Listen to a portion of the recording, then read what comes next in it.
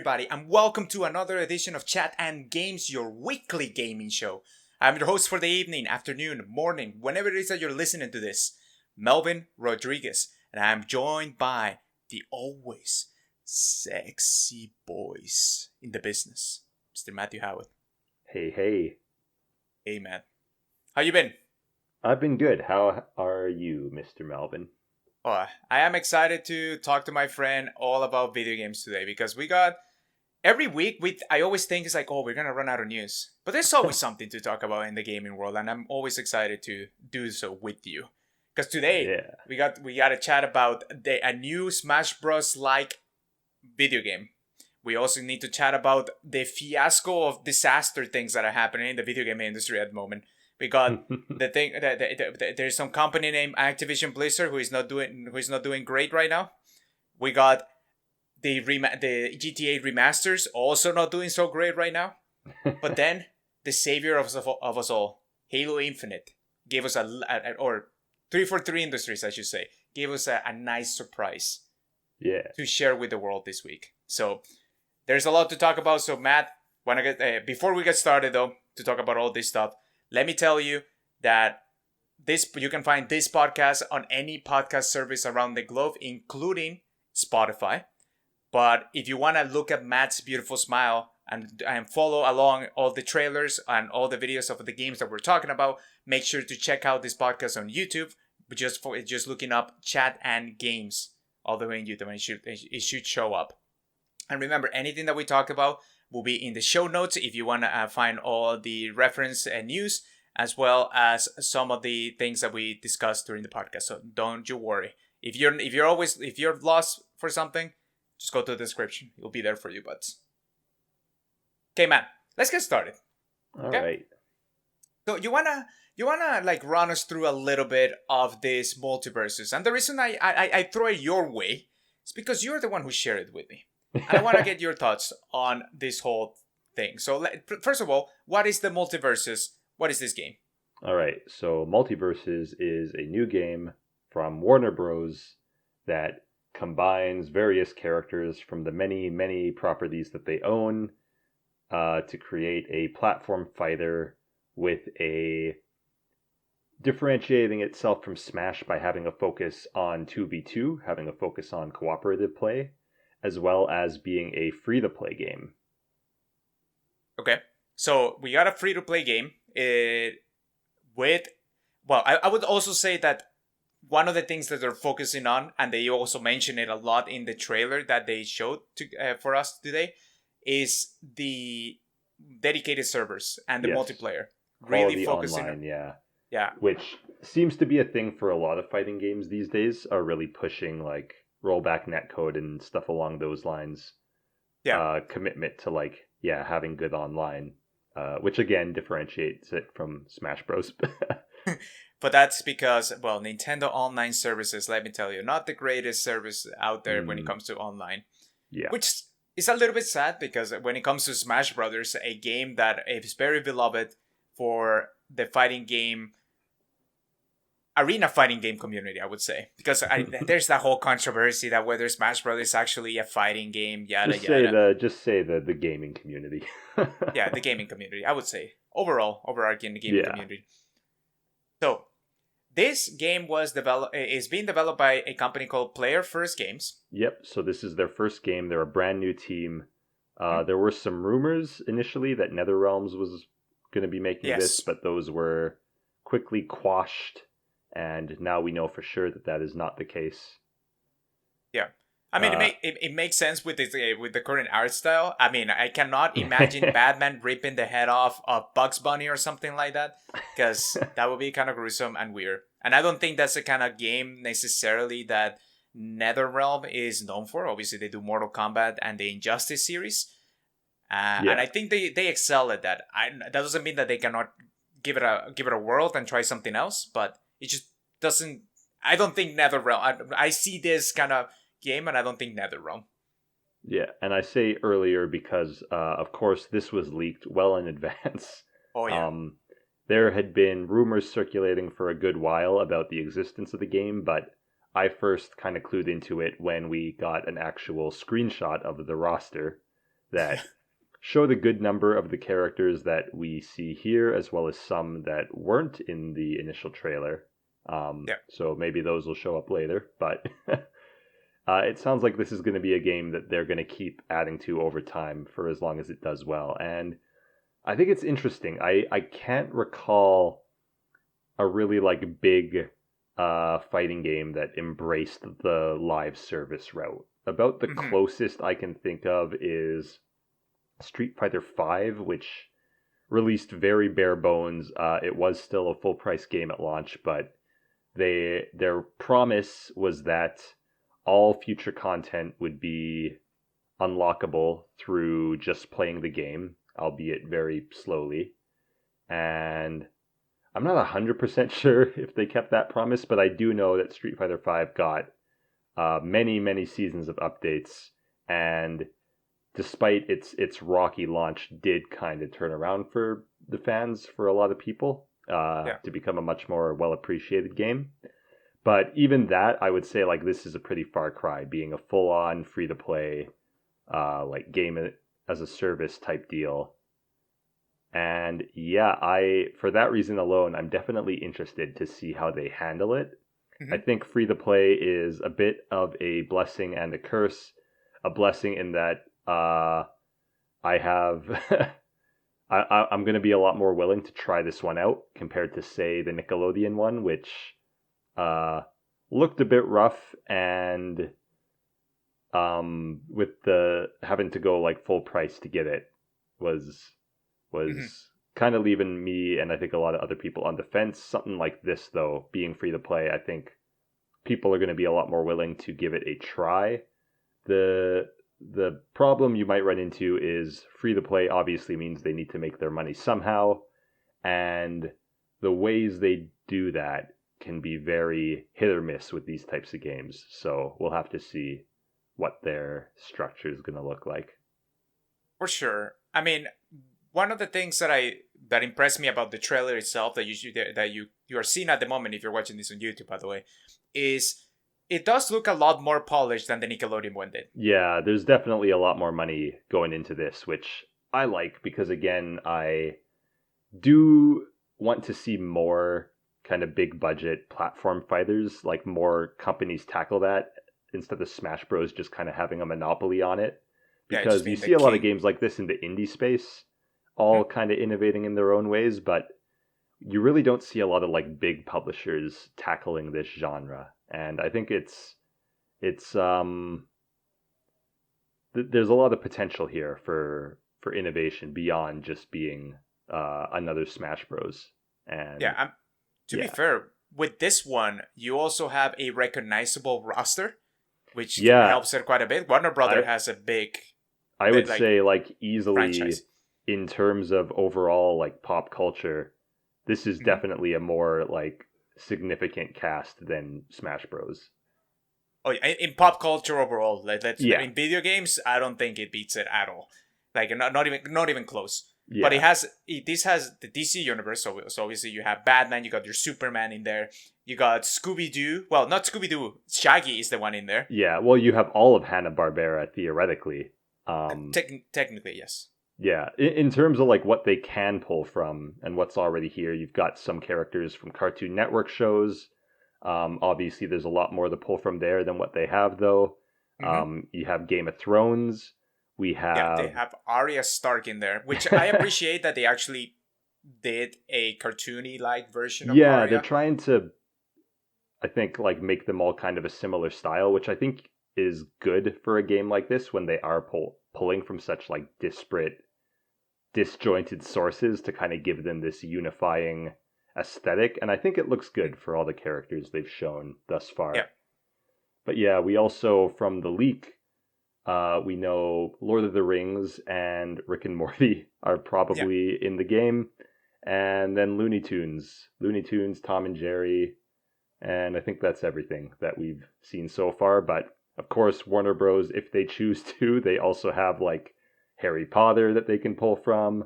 The Matrix, Mad Max, Mortal Kombat, already mentioned. Yep. There's so much that they could stuff this game with if they really did end up going all in on it. Yeah, and as you mentioned at the beginning, the fact that this is going free to play and is tackling some of the recurring themes that we have seen in other genres, like the battle pass and being able to do more skins swaps, which we haven't seen in any other arena fighting game like this, or any other fighting game for that matter, that will allow you to unlock via battle pass these other costumes, and also all the potential of adding new characters with new abilities into the game itself, which is a little bit different than Fortnite does it, because Fortnite adds the skins, but they doesn't necessarily add the abilities, and obviously there's events and such. But it's going to be quite interesting to see how many people actually adopt this, especially if it actually plays well. Yeah, this actually kind of reminds me more of a MOBA in a way, because like MOBAs have that similar structure where they do add like new characters throughout their lifetime that actually have like full new move sets and stuff. And depending on the MOBA, but the ones that do it better, in my opinion, mostly focus around just selling you like skins and stuff for them. But stuff like Dota 2, you get all the characters for free, and basically it's just skins that you buy, just cosmetics are what you buy, and that's a very successful model for them. Obviously, you need a big base to be able to pull something like that off. I don't know if this game is going to be quite so bold right off the bat as to basically offer you the full game and have only the cosmetics cost money. But we'll see.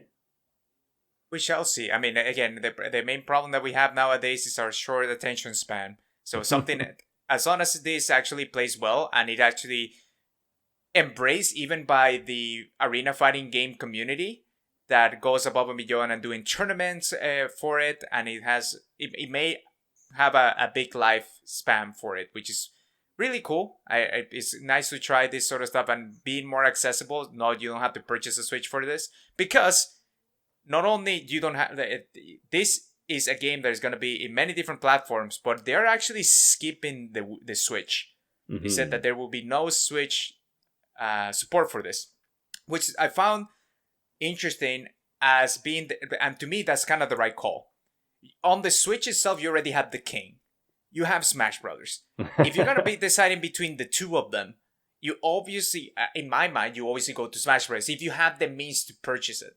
Because the other problem that Smash Bros. Runs into is, okay, it's an $80 game in Canada, by the way. I'm not talking in the US. $80 game in Canada. And as a kid, this is the game that you ask for.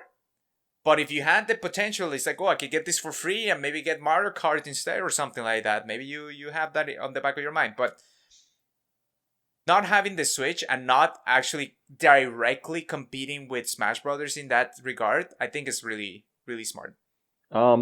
So personally, my guess would be that that's not the reason they're not being on Switch. No, well, obviously development costs. Like it's the I don't want to call it inferior platform, because that's not necessarily what I mean. I mean it mostly in terms of hardware.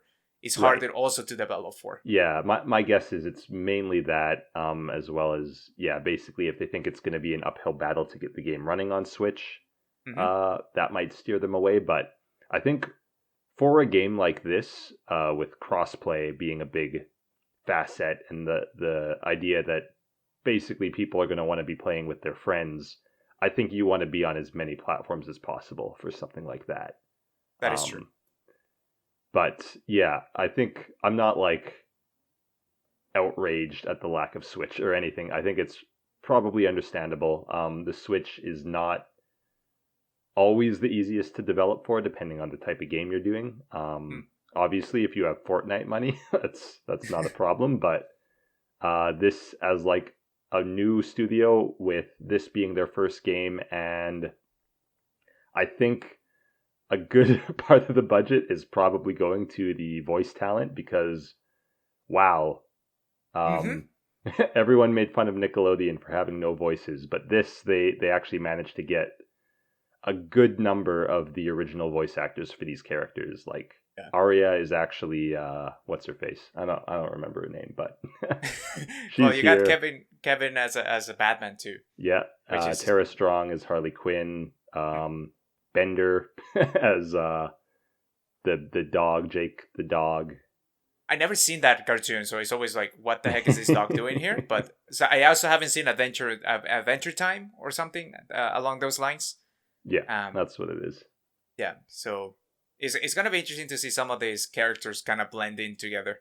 Playing as Yeah. Arya in this game is gonna be fun. I think it's gonna be a good time. We're obviously gonna try. It's free to play. Why not at this point? Yeah. The, I gotta ask, who is your most wanted character?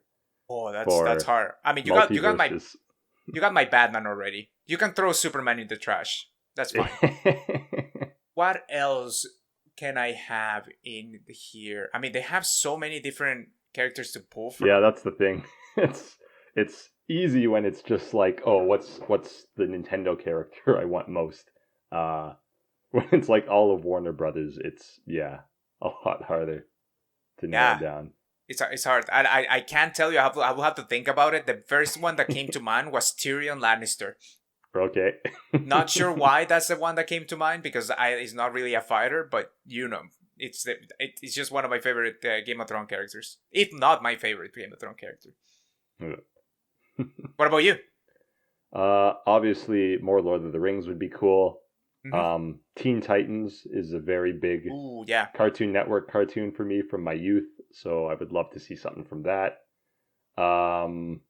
Is Nancy the Drew. Powerpuff Girls in there? Powerpuff Girls is Cartoon Network. Yeah, they could show up. Okay, they could show up. That would be kind of nice. Oh, and Ed and Eddie. Do you remember that? Yep. Oh, yep. They could be here. You got Foster's. You got Samurai Jack. Give me Samurai Jack. Yes. Okay, there we go. I mean, I don't want it to become the next Fire Emblem all character where you just have sword characters, but as far as I know, I've seen as the main roster characters. Yeah. There's only 2 people with swords, and one of them is the Adventure Time guy, and I don't count them. Yeah, no, they have a long. They can do this forever as far as characters go. Yeah. But Matt, unfortunately, we gotta move on to sadder news. Yeah. I wanted to start this with an upbeat and an exciting thing to look forward to, because that's at the end of the day, we're trying to get into games to have fun, right? Fortunately, developing games can be quite problematic. Mm-hmm. And right now, one of the most well-known developers, well, not even right now, I would say throughout this year and even last year, this developer has been outed for having a very toxic environment to work at. And I'm obviously talking about Activision Blizzard. They already have problems with people before, talking about the Cosby suite. They just being very...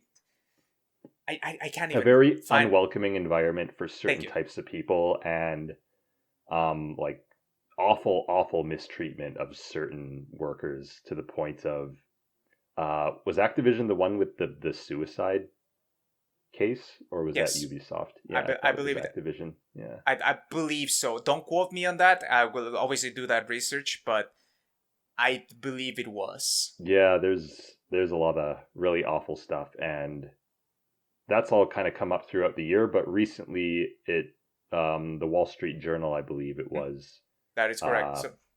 Did some internal investigation, some reporting, and found that the CEO, one Bobby Kotick, knew a lot more about this than he let on. Originally, he kind of played the whole like, "Oh, I had no idea this was happening. This is unacceptable.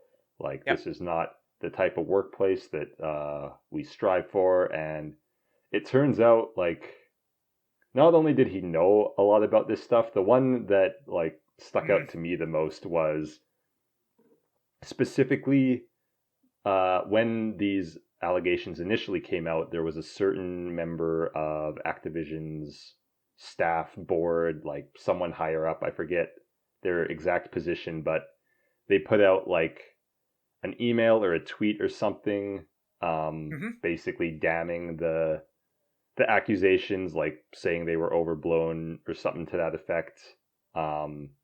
And people got really mad about that because Yep. it was very tone deaf. And then the CEO also said oh yes, that was very tone deaf. She shouldn't have sent that out.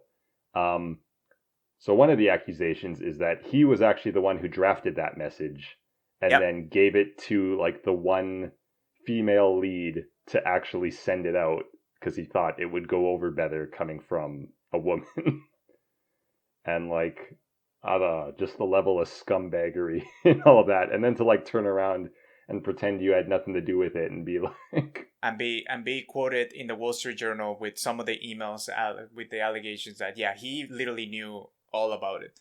And not only that, in this same week we got the new remember that two people were appointed as co-leaders after yeah J. Allen Brack is J. the one Allen who left. Brack, Yeah.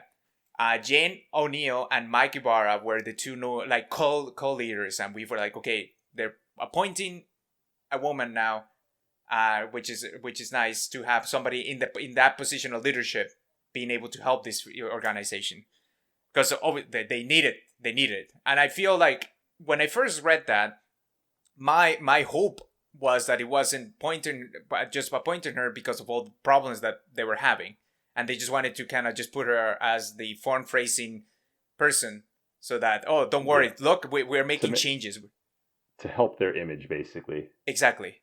And now we find out that she was not like she was being paid as much as her counterpart, Mike Ibarra, this whole time.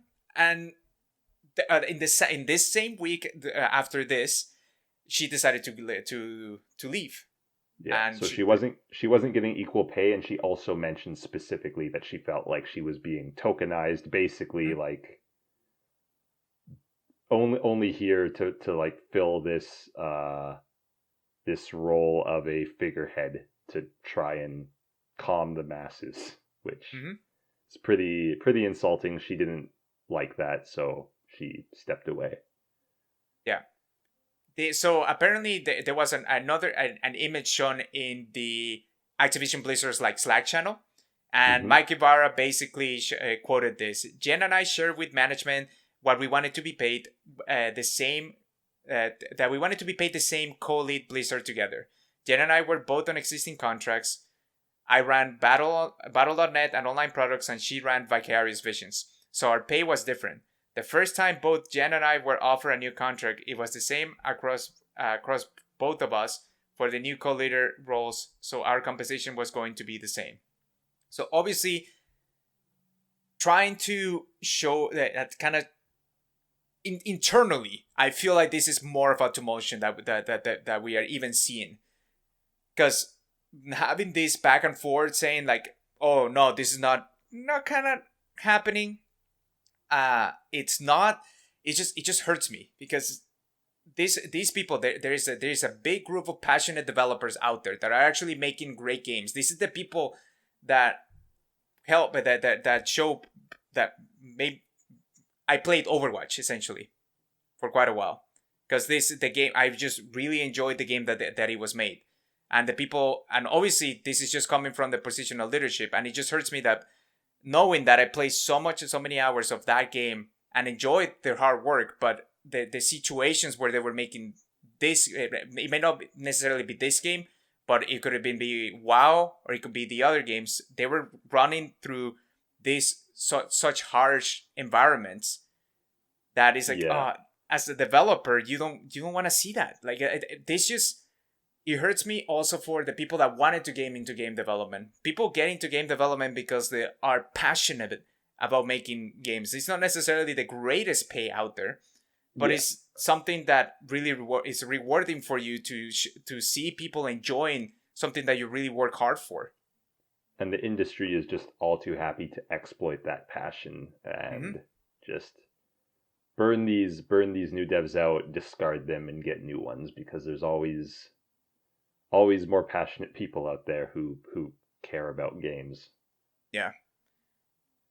And I'm sorry that I kind of mumbled a little bit while I was saying that. It feels me with rage just seeing people mistreated. Like how difficult is it to be a nice human being? That's and obviously that comes into more than just games. This is a situation right now. We talk about it because obviously it's one of the biggest game publishers and developers out there, but this is a bigger conversation that even spans out of games. But just seeing this on the doorsteps of something that we are really close to because of all the games that we either as a player or as a developer, that it really makes me like really emotional, not necessarily just upset about this whole situation. Yeah, and thankfully, he has been getting a lot of flack from this from some people whose opinions do actually matter a bit more in the grand scheme of things. Both a big guy in PlayStation and Phil Spencer. I know the PlayStation guy. I don't know if he's like... He's the CEO. Okay. Well, Jim Ryan, of Sony Interactive Entertainment. Gotcha. So that's like the Western branch. No, assume. Like the whole PlayStation branch. Oh, really? Okay. Yeah. All right. So the head of PlayStation and the head of Xbox both basically said they would reevaluate it. It is a bit like corp speak, like nothing could end up coming of this. But just the fact that they felt the need to say something, I think, is at least some progress. There were some people on the board calling for Kotick's resignation. But there were a lot of. I think it was has investors. A lot of people on. Yeah, sorry, it was stakeholders calling for his resignation, but the board stands behind him because it's full of his personal friends. So. Yeah, I mean the board itself now people are demanding that even like the board members is like all that thing. Yeah, like how do you look at this this and be like, yeah, this is fine. Yeah, exactly. Like nothing to worry about. We stand by him. We believe in this thing, but I don't know. I mean, it's not. There's something to be said also about cancel culture, but. Look at everything that has been happening there. Yeah, there's not really much room for yeah. And I doubt mean here. And there was also I came across this just before we started recording, but there is a petition going around internally at Activision that has amassed 1,300 signatures from employees asking calling for his resignation. Yep. Your employees are not happy, your players are not happy. The problem is that, and also your company image is being hurt at the moment. Yeah, stock's dropping. Yeah, and I mean, and as you mentioned, both the head of PlayStation and the head of Xbox are talking against him. Granted, they didn't do it publicly, like this when the CEO of Sony, or sorry, the CEO of PlayStation did it was through an email to its employees saying that he was disheartened and frankly stunned by Activision Blizzard. And that they had not done enough to address the deep-seated culture of discrimination and harassment. We outreached to Activision immediately after the article was published to express our deep concern and ask how they plan to address the claims made in the article. We do not believe their statements of response properly address the situation. If you really want to read all about everything that we've been talking about and want to get all the history behind it, because obviously do your research, understand the whole situation, before you develop your own opinion about it. But all those links and everything that we've been talking about will be in the description below, so you can actually get and read them yourself. But the head of Xbox, like Phil Spencer, actually talking about it a little bit more, eventually, like he spoke with I lost the article here. But essentially, he was also talking about, we are even considering the long-lasting relationship with Activision, with this publisher and developer. And that is when, actually, if they actually do this, and they basically break their relationship with this company into significant action is done, that's when I actually see something significant potentially happening here. Because this could be part of the issue of where we're talking about people having short attention spans, where, okay, it's a big deal right now and people are looking at it, but then after a while, are people going to forget? And we're going to Yeah, play? like that's the whole thing. Is this has been going on for years Yes. now. I feel like there was the whole fiasco where Blizzard like banned one of their Hearthstone players from tournaments for speaking out against China. And that got people all riled up. There were a lot of other things that came out of that, like their response. And then it all just kind of dissipated once they announced like Diablo 4 and Overwatch 2.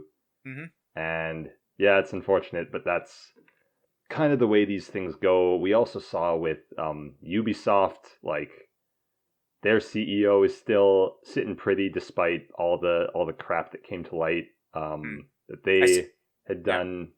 And I guess it's a good sign that pressure is still being put on Activision, because they already have kind of done that little exodus where J. Allen Brack got let go, and they had their initial response, and pressure is still being mounted. So that's good. I just hope that it keeps up, because it's just so frustrating to see, like, consistently in this industry, when a company fails, it's like the ground level developers who take the blow for it. It's never the people in charge.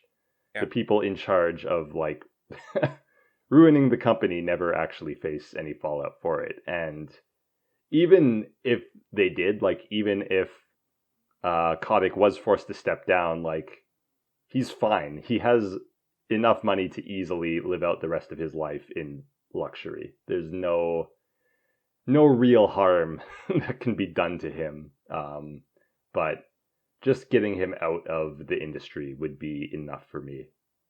Yeah, I mean, it will be a big step forward, I would say. What I like to see is that hopefully this means that as developers themselves too, we are kind of standing, and we're no longer, and even players together are standing against this, and it's like, okay, this is not really acceptable anymore, because the gaming industry has been well known for having these problems, not just necessarily Activision Blizzard. Yeah, I mean, they might be to a way bigger extent than everybody else, but this is not isolated to just one company necessarily. And just having this situation shown for everybody, I hope it like opens eyes and really brings about change, even if it's slowly for companies that are even starting up right now, that may be becoming the next Blizzards, the next Ubisoft, the next Sony, the next Naughty Dogs, whatever it is. But we are starting from a better culture and a better environment that actually helps and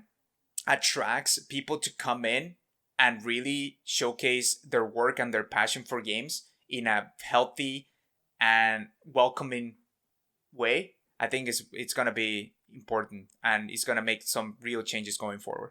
Yeah, and like it's overall, it's definitely, like, obviously it's very unfortunate that all this happened in the first place, but it is really good that you're seeing a lot more of a light shined on stuff like this as of late, compared to even just a few years ago, where you really didn't get stories like this.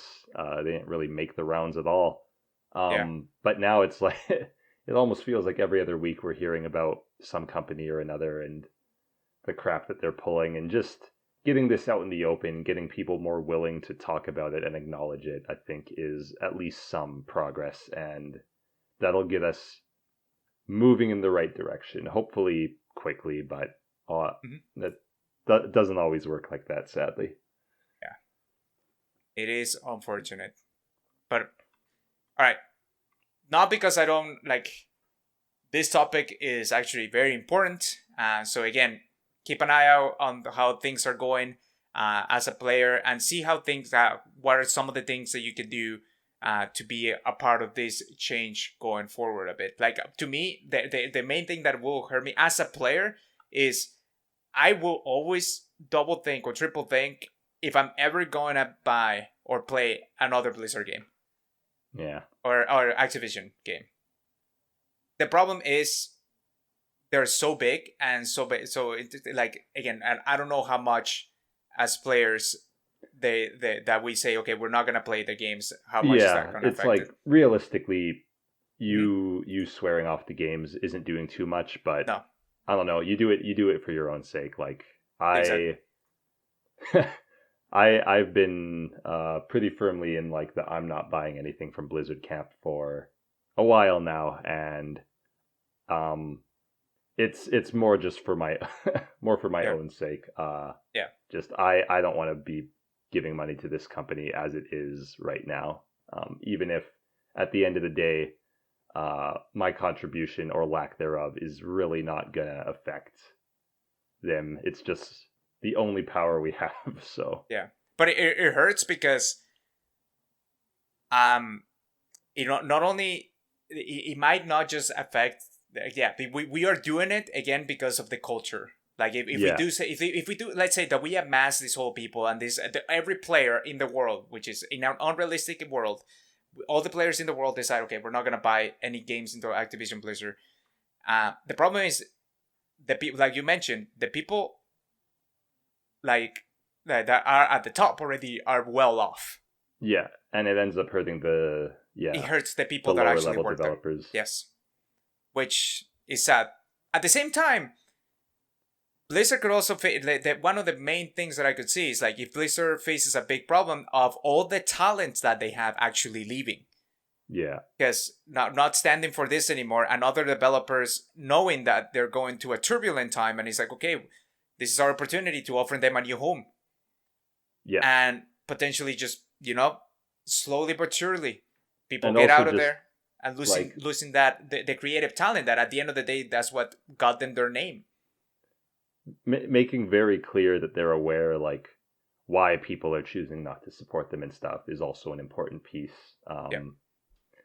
But yeah, we can't do much, but it's whether What little we I'm can. not gonna like look down on anyone who chooses to Mhm. still buy Blizzard games because they just want to enjoy a game Yeah. and not have to think about this stuff. But yeah, it is an unfortunate reality of our industry that I think is at least worth acknowledgement from Right. anyone who is enjoying the fruits of this industry's labor. Yeah. So I to mean, the speak. people that are really hardcore, again, I don't know, somebody, a dad going to a mom and grab shop and buying a game. I mean, they're not necessarily going to care or understand or even know about this. So, yeah, exactly. yeah. In any case, moving on to a little bit of other sadder news.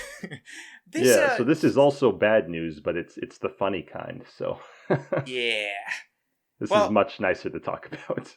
Much nicer to talk about, I would say. So yeah, we really last week we talked about the GTA trilogy, which comes with GTA 3, Vice City, and San Andreas. They improved the visuals, but at the end of the day, the core content is the same game that you're playing. It's a little bit of a remaster in some ways. Yeah. Now, oh my gosh, man! A definitive edition, if you will. A definitive. Oh yeah, big quotation marks on those definitive edition side. It's having a lot of problems. Oh yeah. Not only did when this game came out, they had to remove it from the Rockstar launcher because it had problems there. Even before that, the Rockstar launcher was down. So if you had it on PC because you pre-ordered it or whatever, you just couldn't play it. Yeah. Couldn't play it single player, even though it's a single player game. Yeah. Always online. Yeah. Gotta love it. So you got that, and then obviously people the one of the red flags is again people got review copies the day the game came out. That was one of the another thing. Sign. Always a good sign when that happens. Remember Cyberpunk? That was good, right? Well, again, the different aspect, but obviously a red flag when you get reviews the day off. Then the game just has a bunch of different bugs. I've seen bugs all over the place. I've seen crashes a lot, which is obviously the worst kind because it can potentially even lose some of the progress that you made through the game or not allow you to finish. I've seen people that had save points right before a crash and they load and it crashes right away. So obviously you need to have your backup saves. Always do that no matter what, even if the game is super stable. Always do it, by the way, gamers. Now, then I seen like vehicles, the AI behavior just being sporadic and crazy. I've seen missions that you cannot complete because you have to protect an AI that doesn't move or just like falls through the world. It's just a big old mess right now. Yeah. And not only that, they removed the actual original versions of these games from the Rockstar launcher. So technically, this is the only edition that you could play. Yeah. Right? And always love it when they do that. It's just such a disaster of a launch. And it makes me one thing that I always now keep in the back of my mind is when I go and buy a game, even if the developer is well known and respected, always think twice, or even just wait for people to tell you about it. You spend a lot of your hard-earned money for this game. It just having the name doesn't necessarily mean that it's gonna be good, even if it's a game that has been proven to be good. Because these 3 games are very beloved overall when they actually came out. Yeah.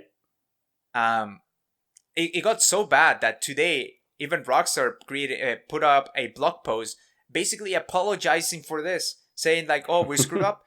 This was a bad update. We have an update coming here that should have some fixes. And guess what, guys? We're bringing back the original ones. You can actually buy them from the Rockstar launcher again."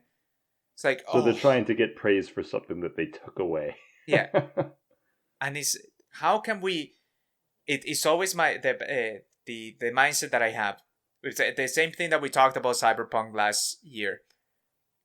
You have a QA department, and I'm not blaming the QA department because I'm pretty sure QA will raise the flags. I guarantee they found, yeah, exactly. Yeah, they told you, say, this is a problem, this is crashing. There is no way that you release this game. They decided not to care, yeah. And you don't know about this, and you don't know all these problems. You're still releasing it, and it hurts me because you know this is a broken game. Not only does it hurt your image overall, I mean, you're Rockstar. The problem is people are going to buy your GTA 6 when it comes out regardless because of how much fun they have with the other games. Yeah. But it just hurts me. It's like, you know what you're doing. These people are going to spend their money on this, and you're gonna waste their time because they just have a lot of problems with it. And people like these games. This should have been an easy win for them, but it's all about they just didn't want to give it the time and money it needed to release in a working state. Yeah, and it always had a deadline, and they just wanted to. When it feels again like a monograph. It's like, okay, we haven't released something cheap and easy to throw out and give us cash in on your good name and the fact that people like these games, and just miserable, bad. Absolutely deserving of the review bombing that it got across all platforms. The worst one was the Switch. Yeah. It's like the most. It's almost receiving the worst ever Switch user score, and that's saying a lot.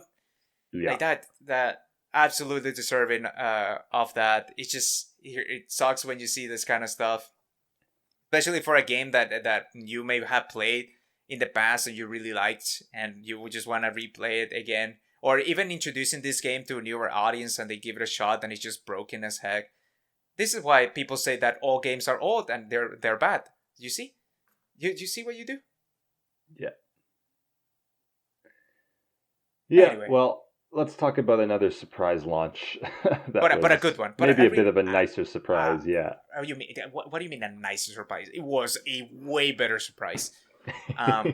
So our friends at 343, they gave us a big, basically anniversary. Whoa, sorry, I put a little bit of sound there. They gave us a trailer, basically showcasing the Xbox 20th anniversary on the day of the Xbox 20th anniversary. Just showing all their hard. Actually, it wasn't just 343. This was the whole Xbox studio. Kind of showcasing their history, giving a little bit of a video in there. The Rock showed up, and all of a sudden he started promoting the movie that nobody liked right now. It was kind of funny. But it was cool to see kind of, for people that are Xbox fans, this was a very nice celebration of the history of Xbox up to that point. And then to just finish it up and saying, the 343 team, knowing that Halo Infinite comes out this year, and them saying, you know what? The multiplayer, out. Go download it. Go play it right now. We're going to call it quote-unquote beta, but it's literally just the full multiplayer. Available for you right now. It has the battle pass. All your progress carries through when it quote-unquote officially launches on December 8th. And let me tell you, I was worried when they said that. Because what happens when a multiplayer game usually launches? It usually has problems. Online connectivity problems. It crashes. People cannot find their friends. They cannot team up. And that's sad that it's kind of what is expected, but it's knowing like making games is difficult, especially with networking. The good thing is, all the way into this point, they have ran multiple test flights with a lot of people testing their network code, their servers, their actual multiplayer, making some changes, small tuning changes here and there.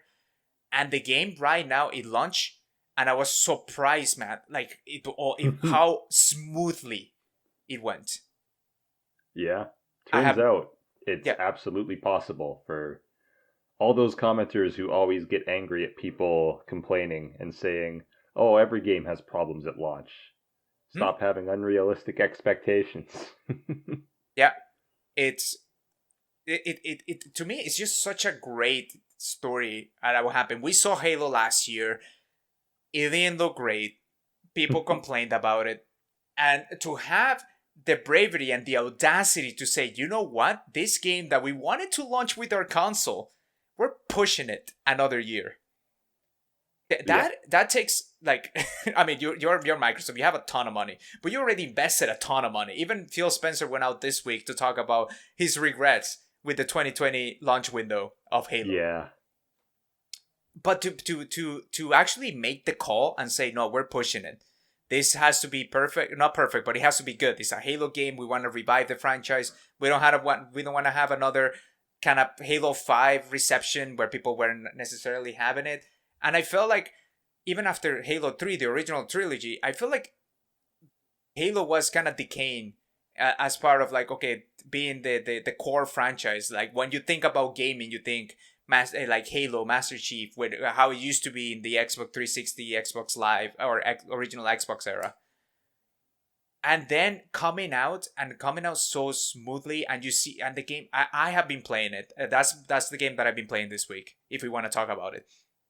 Yeah, let's get right into it. We can get right into it. It feels so good to play in terms of gameplay. The moment-to-moment combat, Matt. I've been playing the other games. Granted, I've been playing campaign, but one of the main things is obviously the main outdated part for me is the movement. How it just doesn't feel fluid. I want to run. I want to feel like a Spartan. I'm a super soldier, which is what I mean. Master Chief is, a Spartan is, and it just didn't necessarily feel like that in this game, Matt. Oh my gosh, the movement feels so great. The weapons feel impactful. The game runs smoothly. I never feel like I'm lagging or anything. Granted, I do have really good internet, so I'm like that. That could be that. That's part of it too. But even other games that with my internet, they struggle sometimes, and playing the different modes, even though the quote unquote they're like the original Halo modes. You got the capture the flag, your oddball, your the one about capturing points. I forget the exact name of it. You got big team battle. All those different and everything. It just feels so good to play. All the new weapons feel great. There's some that are more powerful than others, but I mean that's just any game, and that's just how tuning works over time. That gets better. And I don't know, I've just been having a blast with everything that I have been playing. I've been playing with people, even doing custom matches with people that I have kind of gone together with. It all works so well, and I was very happy. Even right now, just talking about it, I need to go. Go play more, like right away. It just feels nice. Really nice to play, and that just gives me more excited for also the campaign when it comes out December 8th. Okay, that's great. Yeah, sorry. I think it seems like impressions have been mostly pretty solid about Halo, barring one specific thing, and that is the Battle Pass. Yeah. So the Battle Pass, the problem that it has is that other battle passes grant you even some progression towards it by just playing the game.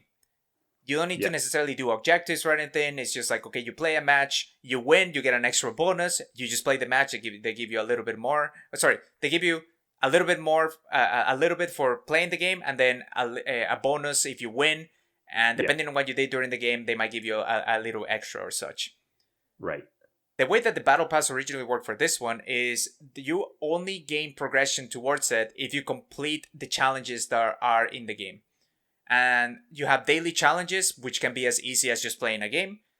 And you have weekly challenges that may imply like, oh, be the one to capture the flag in a capture the flag game, or get this many kills with this weapon, or all those like similar like challenges. Yeah. The problem is then there are 100 levels of this battle pass, which is kind of standard for battle passes. That's not the controversial or the negative part of it about it. It's just some of the challenges you cannot just grind out the battle pass if you wanted to. Like if you play a lot, you may get to a point during the week where you completed the weekly challenges and you have nothing more that you can apply to it. Yeah. And not only that, the challenges themselves, some of them don't even kind of match with the objective of the match. So like if you're playing a capture the flag game, you may be trying to get the objective of getting 5 grenade kills. Yeah. Which is not necessarily what the objective of the game is. So at the end of the day, so that can end up annoying your team if you're playing unoptimally. Yeah. Specifically to try and complete your battle pass as opposed to just be the most effective teammate. Yeah. And that was the main criticism for it. But kudos to them because they literally just say, okay, we're looking into it. In the meantime, they added more challenges, like daily challenges that you can do. And you basically don't even have to think about because they just unlock a little bit of EXP in the background. They increase the booster. So there are boosters that you can buy or unlock. And they give you... They only lasted for 30 minutes before. Now they last for an hour. So they're doing things in the meantime while they're getting all the feedback and seeing what they can do to even be improving even further. So kudos to that. Yeah, I'm glad they're improving it. Personally, just the idea of battle passes in general is something that doesn't quite sit right with me. Like, buying the potential to unlock things is... I don't know. It... Something about it just doesn't quite feel like... I feel like if you pay for something, you should just get the stuff. But I can understand they're like trying to drive engagement and play. There's what? There's an option for that. So like all battle passes, yeah.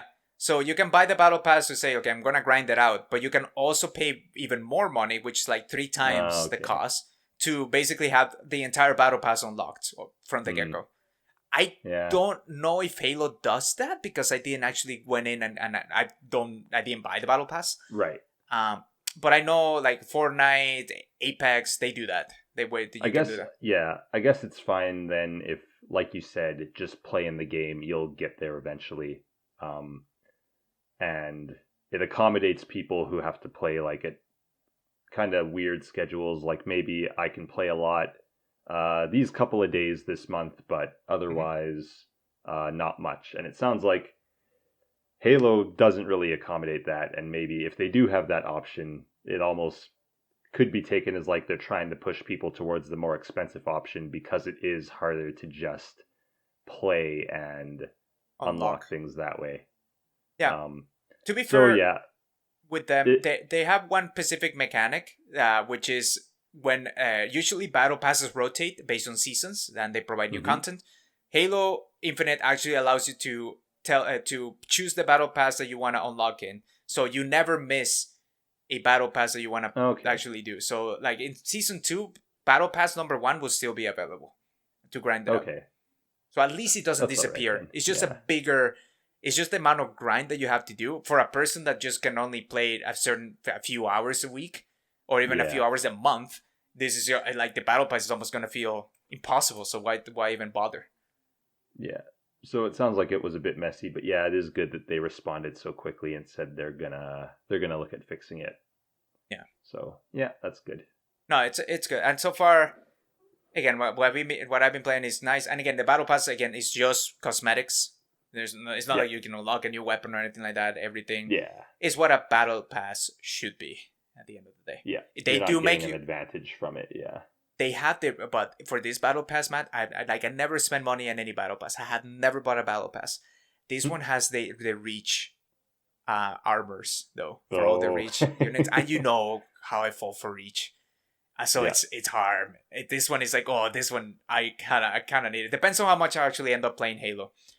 I'm glad that it's also this free to play model. It feels like a very highly polished game, AAA game that actually makes it to the free to play. Because I feel like in a way, free to play is also getting that sense that the mobile gaming space also has. It's like, okay, it's free to play, so it's not necessarily so what's the catch? Yeah, what's the level of polish here? Obviously, Fortnite and Apex are like highly polished too. They're very successful in that case, but their other free to play games are like, they're not quite there. Halo, no, this comes from a AAA studio for sure. Nice, yeah. So no, it's a nice news, nice and exciting. All right, Matt, because we're running a little bit long, we're going to skip the rapid fire questions this week. But the main thing that we wanted to chat about there's a new Dragon Ball game called The Breakers, which is essentially Dead by Daylight meets Dragon Ball. You play as the survivors and you fight Cell. Basically play as Bulma, Oolong. You don't really fight Cell. You run from Cell. You run from Cell. Survive. Yeah. Kind of interesting concept, never done in Dragon Ball before. But at least Yamcha gets a time to shine. You know? Yeah. No, it looks like a bit of a cheap game, unfortunately, but I am just intrigued by the concept in general, and I think it's cool to see a game take something which game-wise has gotten kind of stale, like Dragon Ball. Like, they just kind of keep making, like, oh, is it another fighting game, or is it another, like, weird pseudo-adventure game? It kind of feels like it just goes back and forth between those two. But, yeah, it's neat to see something really interesting done with it. And, yeah, I would like to see more games like this that take their source material and take it in a way that you wouldn't expect. Yeah. It's creative, I would say. At the very least. I respect it, if nothing else. Exactly. All right, Matt, do you want to let us know what you have been playing this week? Because I told you all about mine. It was Halo Infinite, and I'm literally in the last mission of the Guardians of the Galaxy. So by the time you hear this, I probably beat it already. Yeah, so we recorded a bit late last week, so I am still waiting on the final 3 episodes of Arcane. Looking forward to that. Yeah. I didn't have too much time this past week for gaming, but I have played a decent amount of a game called Super Auto Pets, which was a nice kind of quick, it was easy to get like a quick little session in between doing other things. And what is this game about? Like, how do you play it? This is an auto battler game that you play against other people, kind of. If you're playing kind of single player, you'll play against other people's teams, but they won't actively be playing against you. The other way to play is to jump in a room with a certain number of people, and then you'll all be like building your teams in sync and keep battling against each other until eventually someone dies. How it works is between rounds where the auto battling happens, you basically get a bunch of units, which in this case are just little animals, and you have to sort of stack them in a row where they all have different abilities that'll maybe affect things in front or behind them and change their stats in different ways, and basically try to find like what's an effective combination I can use to beat the other team. So it's a bit like an auto chess game. Nice. But very simplified and very like easy to jump into without much thought. And it's all free to play. It's on like browsers, phones, Steam, like it's everywhere. So yeah, it's a cute little game. I enjoyed my time with it. It's kind of addicting, but like probably not something I'm going to be playing for years and years to come. It's just a nice little time waster that I think is cool for what it is. Cool. Yeah, I saw some people streaming it, and Yeah. I thought that this was just okay. They're trying to provide content. It didn't seem necessarily super impressive to me. It looked like one of those old Flash games that you used to see. Yeah, you can play it on a web browser, so Yeah, but I mean, if Yeah. it's fun and it has a cute little, a nice little interesting mechanic that is addicting, like you said, I Yeah. can see why this game is. I wouldn't say necessarily super blowing up, but it's being played by quite a It's few going people. through its it's going through kind of its little little time in the sun right now. I don't know how long it'll last, but yeah, like it's fun when you get really good combinations and things end up working out well. And And I you're just playing like against thinking somebody about else, or are you playing against the AI? So I started playing it against someone else. Okay. I was meeting up with some friends for a game night, and one person was very late. You know who that is. Oh yeah. But basically, the other person just suggested that we jump into this and just play this while we wait for him, and we had a pretty good time. So since then, I did a bit on my own. I got some fun combinations going. It does feel really good when you get, like, I assume it's similar when you're playing team fight tactics, when you just get that perfect team and everything is worked out for you, and you're really happy with how they're all building and just steamrolling the other teams. Yeah, it's a good feeling. Yeah, no, I'm well aware of the addictive side that could come from those auto brawlers with teamfight tactics. A little bit more involved of a game and frustrating in different areas in terms of like the in this game you know who you're fighting against, and it has like very clear numbers of what they're gonna do. Like in teamfight tactics, it's just a whole bunch of numbers and things in the background and movement and ranges, and it can be quite a headache sometimes, but it's fun to see like that your team can dominating. Yeah. Okay, is that everything that you played this week? Yeah, it's like I said, it's not judging, by the way, not judging. No, it was low numbers, I wasn't able low hours to do too much. Yeah, I'm gonna have to cut the paycheck this week. My friends didn't want to get on and play any of the other stuff I wanted to talk about. All